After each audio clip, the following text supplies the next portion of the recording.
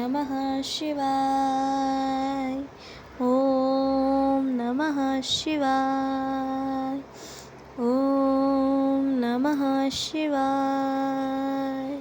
शिव महापुराण सप्तम वायव्य संहिता 28वां अध्याय नित्य नैमित्तिक पूजन विधान।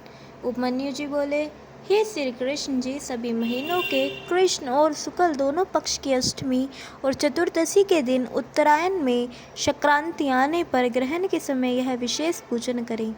माघ के महीने में पंचगव्य गाय के दूध, दही, घृत, मूत्र तथा गोबर को शोध करके उसके द्वारा शिव स्नान करावें और स्वयं उसे पीवें। उसके पीने से ब्रह्मादिक पाप भी नष्ट हो जाते हैं। पौष के महीने में जब पुष्य नक्षत्र हो तो शिव की आरती करें। माघ महीने में मघा नक्षत्र में कंबल एवं घृत का ध्यान करें। फागुन में उत्तरा फाल्गुनी नक्षत्र के दिन विशेष उत्सव करें। चैत्र के चित्रा नक्षत्र में शिवजी का ढोल उत्सव करें। वैशाख मास में विशाखा नक्षत्र में फूल मंडली का उत्सव करें। जेठ के मूल नक्षत्र में शीतल जल का कुंभ दान करें। आषाढ़ के उत्तराषाढ़ में पवित्र व्रत धारण करें। श्रावण मास में श्रवण नक्षत्र में प्राकृत प्रकार के सभी मंडल बनाकर पूजन करें। जब श्रवण या उत्तरा भाद्रपद नक्षत्र हो तो उसमें प्रोक्षण करें। पूर्वाषाढ़ नक्षत्र में जल क्रीड़ा होनी चाहिए। कुआर में खीर भोजन और सतसिभा नक्षत्र में अग्नि कर्म करें। मर्गशीर्ष महीने में आर्द्रा नक्षत्र में व्रत स्नान करावें। यदि दोनों काम न हो सके तो उत्सव अवश्य करें। विशेष रूप से पूजन भी करें। यदि शुभ कार्य के समय चित्त में खिन्नता तथा मन दुराचार लगने लगे, कोई दुस्वप्न दिखा जाए, दुष्ट पुरुष दिखाई दे या कोई उपद्रव हो, समय शुभ न हो, रोगी हो जाए, तो इन बातों में जप, स्नान, पूजा, ध्यान, हवन, दान आदि पुरस्चरण प्रायश्चित में कर लेने चाहिए। तत्पश्चात सिराग्नि में समीप जाकर कार्य करे। जिस पुरुष का यह नित्य का धर्म हो तो वह एक जन्म में मोक्ष को प्राप्त कर लेता है।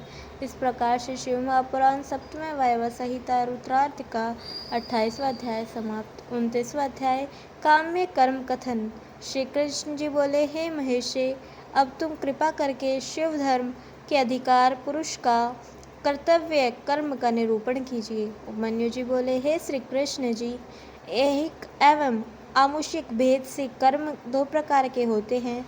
आमुषिक कर्म 5 प्रकार के हैं, जैसे क्रियामय, तेजोमय, जपमय, ध्यानमय और सर्वमय। क्रियामय कर्म वह है जिसमें हवन, दान, पूजन इत्यादि किए जाएं। यह कर्म शक्तिमान पुरुषों से सफल होते हैं। इस शक्ति में भगवान शंकर जी की आज्ञा की मुख्य है। इसी कारण शिव आज्ञा पालन पुरुष का कर्तव्य है कि वह पुरुष काम्य कर्म करे। यह काम्य कर्म तो इस लोक तथा परलोक में फलदायक है। शिव और महेश्वर एक ही हैं। सभी अहांतर कर्म शिव तथा ब्रह्मा कर्म महेश्वर हैं। गंध, रस, वर्ण आदि भूमा परीक्षा करके वहाँ पर 1 हाथ अथवा 2 हाथ का मंडल बनावें। फिर पहले की विधि से महेश्वर का पूजन करें। उसके बाद 3 तत्व से युक्त साक्षात विद्या मूर्ति सदाशिव की परम शक्ति द्वारा आवाहन करके 5 उपकरणों को साथ साथ पूजन करें। इसके बाद 5 आवरण का पूजन आरंभ करना चाहिए। इस प्रकार से शिव महापुराण सप्तम वायव्य उत्तरार्ध का 29वां अध्याय समाप्त। बोलिए उमापति महादेव की जय। कल हम सुनेंगे 30वां अध्याय शैवों के आवरण पूजन विधान एवं फल